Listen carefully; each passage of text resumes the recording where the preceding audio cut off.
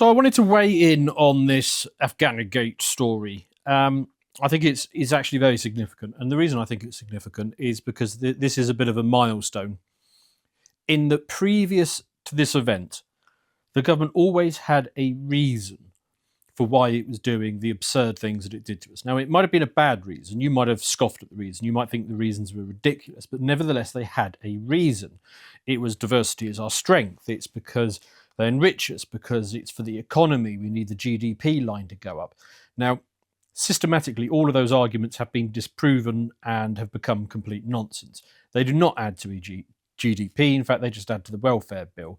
The diversity is not our strength. It leads to increased crime and many other very undesirable attributes coming to us. On this occasion, with these 24,000 Afghans that they're bringing in, there is no explanation. There is no excuse. There was never even an attempt at an excuse, even a bad one. They brought them in and then they used a super injunction to lie about it so that we wouldn't find out what they had done. That is a milestone because it is clear now there is no argument that can be made for the immigration. It is purely malevolence that they are doing it to us, and they know they are doing wrong, and they know that they have to hide it from us. And if it wasn't for the actions of one judge, surprisingly, Britain actually has a decent judge out there, who knew, then we still wouldn't know about it. And of course, you have to wonder, what else is it that we don't know that they may very well be doing to us? I can only imagine it's going to be a number of different things. So it's also worth reflecting that the story isn't even logically consistent within its own terms. The Taliban have since come out and said, yeah, we knew about these guys. We've always known. The Taliban have been clear that they had basically an amnesty for low-level collaborators because it's just easier. They got what they wanted. They won. They don't need to go after every little Tom, Dick and Harry. So they've known the entire time about these people. And they were evidently in no danger because they would have been at any point in the last several years. So this is simply an excuse for a government to bring in more people. It's also worth noting, as Suella Braverman's statement that she put out earlier today, that this is not even the people that the UK military work with directly. There's a separate scheme for them, and they're already in. So the translators working directly with British troops, they have already been moved in, and it was a couple of thousand individuals. This is considerably larger. It's a separate scheme, and it's still unclear at this point who these people are. You know, what contribution were they doing? But if they weren't the people directly involved with the providing support to the British and other allies out there, then presumably it's people who played a tangential role. You know, maybe at one point they guarded a gate to a compound that was, you know, from a friendly landowner or something like that. It's some absurd selection. So this is not actually about saving Afghan lives, because the Taliban would have acted long before now if it wanted to, but it hasn't. It's simply about bringing over people because they could. So you're going to hear a lot especially over this weekend and the next few days, you're going to hear a lot from establishment types, media types, Tory politicians trying to defend their record by claiming that this was an aberration. It was a mistake. It was a regrettable data leak, and there's nothing that they could do about it. This is not an aberration. This is another revelation that the point of a system is what it does. And our system of government is determined to bring in as many people from hostile cultures as it possibly can. That is what it does. That is the point of the system. The point of the system is what it does, not the claims it makes. So this is revelation, not aberration. The other thing that I need to talk about is, of course, what are the downstream effects of this going to be? We have the data on sexual assaults by nationality, and there you will see that it's gone off the end of the table, hasn't it? Afghanistan is at the top. So basically, we know that given these 24,000 Afghans that are going to be coming in, we're looking at something like 250 more of British women and girls per year going forward. 250 rapes a year is a figure which is considered to be perhaps it's not acceptable for the UK government, but it is irrelevant.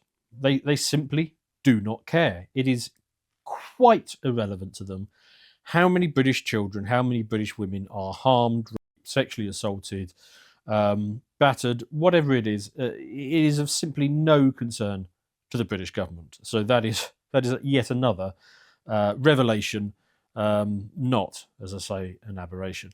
But of course, this time, because they're Pashtuns, it's not going to be it's not just going to be the girls getting it this time. The little boys can look forward to it as well. It's a well-established practice.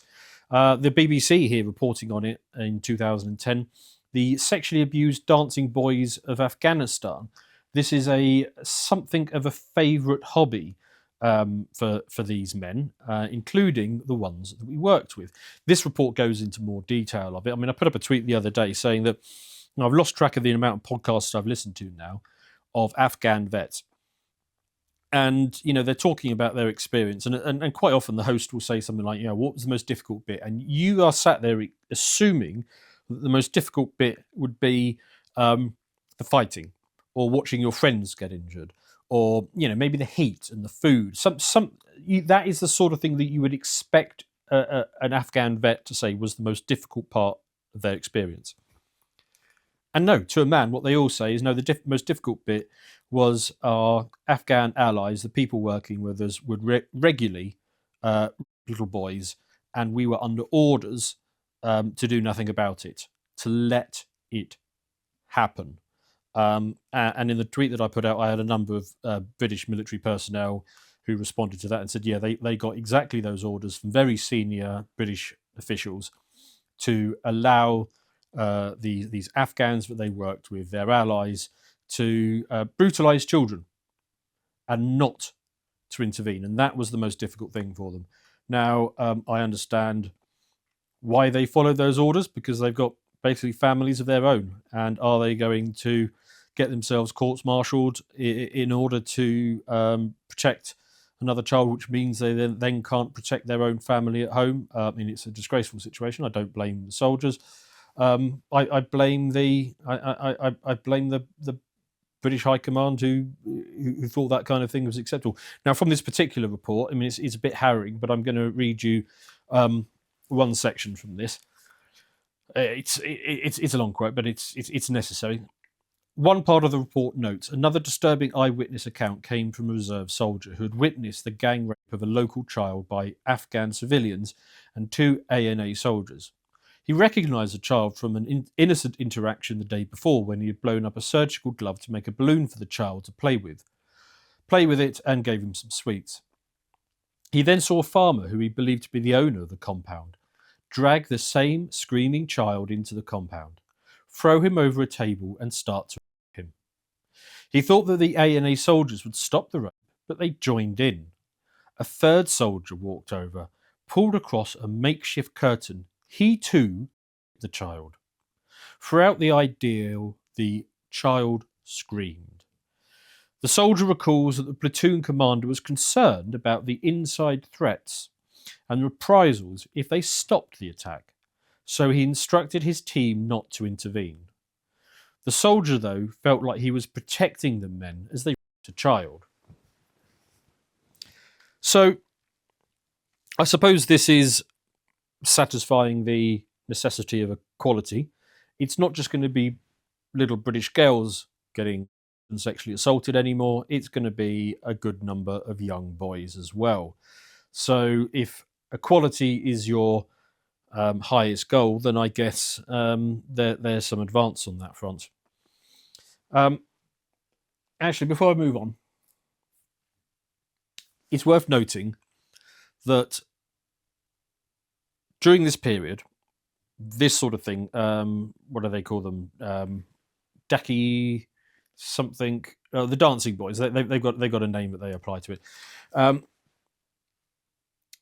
This was rampant in Afghanistan when the Westerners were in charge of Afghanistan. So too was heroin production. Heroin production out of Afghanistan was something like 90+%, probably actually much higher, but it was definitely plus 90% of the world's heroin supply was coming from Afghanistan under Western rule. Now, when the Taliban came in, they crushed both. I mean, yes, there is some scattered poppy fields still around, but it has been almost entirely crushed. The same with the sodomizing little boys. Apparently, they still turn a blind eye to it in a rare number of cases, such as a friendly warlord whose support they need. But by and large, it has been stamped out. So two great evils have been removed by the Taliban. You've got to ask the question: is Afghanistan better off with the Taliban or Western rule? Now, the counter to that, I've talked about that on social media, and people have come back and said, "Oh yes, but the women, the women can't be pilots and judges and news presenters anymore. They effectively have to commit to motherhood and raising children. So it's awful. We shouldn't tolerate this." Now, my response to that is, if you could show me a form of government that you could take in a document, slap down on a desk somewhere in Afghanistan, and all of a sudden these people would start behaving themselves, then let's hear it. What is the political formulation that is going to work? Afghanistan is never going to be a functional country like the West. And moreover, if you take people from this country and you put them on the magic soil, they are not going to suddenly turn into good democratic liberals. It doesn't work like that. There is no form of government that is going to civilize these people, because civilization is not in their blood. Civilization is not something that emerges from documents or by having the right institutions or set of rules written down somewhere. It is something that emerges from the people. And basically, we got here the hard way. This example, this is a chap. This is an American. I think, was it? Is that? I can't read that. But somewhere in the US, this chap tried to steal a child from a kindergarten and was mercifully arrested before he could get away. Why do we have people like this in our society? There is nothing that you can do with this absolute goblin. There is no document, there is no training, there is no set of institutions that can deal with a man like this. I'll tell you the way that Europeans, the Anglos, how we got here. It was a long and bloody struggle to achieve civilization. We didn't, emerge from the last ice age intact and ready to go with this. It was a series of conquests to establish dominions and kingships, to institute law and trade within them, to deal with people who could not follow the rules. In fact, in my discussion with Ed Dutton on one of my Brokenomics, he pointed out, I believe the stat, I might be getting this wrong, but I believe the stat was basically for every century, stretching back thousands of years, we in Europe, we executed about 1% of the population every year, criminals. We purged criminals relentlessly over the centuries. Now, 1% might not sound like a lot, but actually, the vast majority of the people in the country are actually quite decent. If you were to remove the worst 1% consistently every century, then you are purging from your gene stock the people who simply cannot behave, people who cannot follow decency.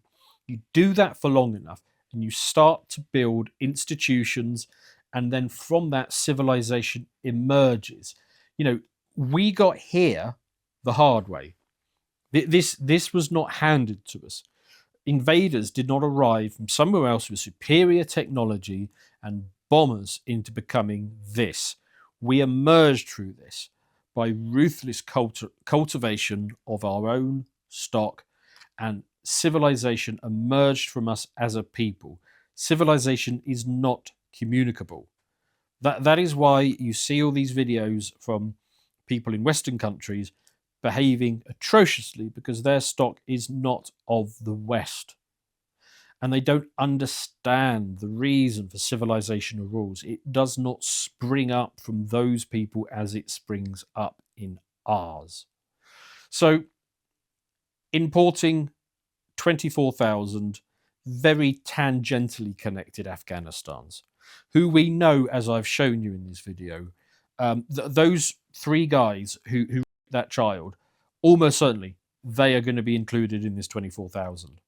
If they're still alive, and imagine they probably were, they will have already landed in Britain, and will be living in a subsidised house somewhere in Britain. We cannot do this. This is madness. This magic soil idea has to end. The reason that civilization, why this is slipping away from us at this very moment, is it's because the people who built it are being washed out, pushed to the side by a government whose entire purpose is to minimize us